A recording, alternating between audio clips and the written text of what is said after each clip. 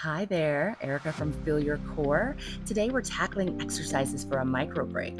What's a micro break? Well, they're short, frequent breaks that are an effective way to reduce the negative effects of prolonged sitting. So these breaks typically involve a few minutes of stretching or light movement every hour. You see me putting on my toe spreaders here. Some advantages of wearing toe spreaders are improved foot alignment.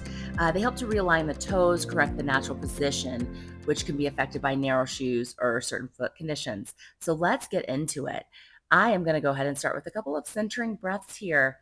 Inhaling through the nose and exhaling. I actually start exhaling kind of through the mouth a couple times and then work into inhaling through the nose and exhaling through the nose. Inhaling into my belly, letting it rise through my ribs and chest. Exhaling, drawing my hip bones towards my belly button or towards the center line of my body to exhale, activating my transverse abdominis. Now I'm working into pelvic rocks. So the pelvic rocks actually happen quite naturally. But if you put a little bit more abdominal activation into it, you'll feel that nice rocking motion. From here, I rock right into articulating bridges. So I inhale to prepare, exhale, feel that rock and lift, pushing through my heels, activating glutes, opening up and stretching the front of my hips. Also thinking about reaching those knees over my toes to get a nice stretch through the front line of my body. So from here, after I finish these, I melt down bone by bone back onto the mat or floor. And then I'm going to go into a couple of rotations, some lower body rotations. I took my hands into a little bit of a goalpost here just so you can see what I'm doing. Again, inhaling, preparing to moving. Exhale to twist. Inhale while I'm twisted. Exhale, pulling inner thighs together, drawing abs in to come back to center. So about three of these to each side, thinking about the length and the crown of my head reaching in one direction and length through my tail reaching in the other direction. From here, next, I am going to go into a couple of forward folds or ab curls. So we don't want to think crunch here. We want to think folding, lengthening long through the crown of the head to come up over the ribs. I feel like I have paint brushes with my eyes and I paint across the ceiling, the wall in front of me, and then onto the thighs and my abdominals to keep this beautiful lengthened line that feels so good. From here, I go into marching or walking. The key here is that on this iteration of the marching, I keep my feet on the floor and I only change once both feet are on the floor, and then another thigh comes into the body. Again, 3 times on each leg here, flowing and linking my breath with movement. From here, I'm going to roll over onto my stomach.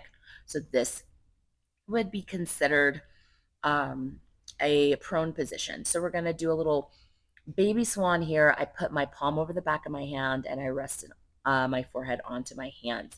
Couple of centering breaths here, feeling the breath move through my body so that I can move with my breath. Ideally, going into extension, it's an inhale to extend and then an exhale to come back down.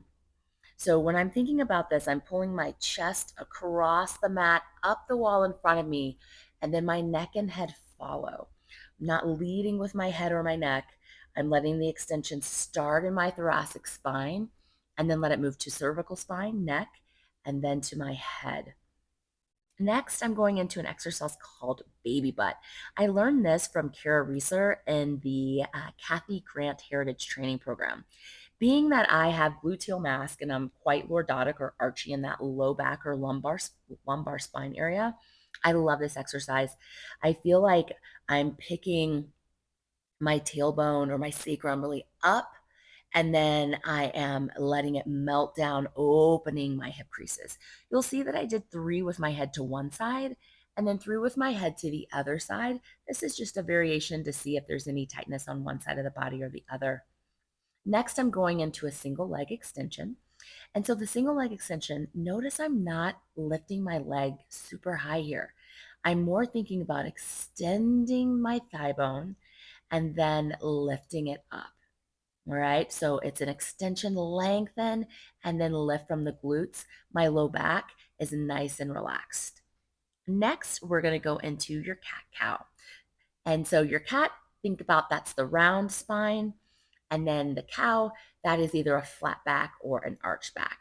So I'm doing a couple of variations on this. I'm starting with head to tail and tail to head in my cat and cow, going both ways for my first three.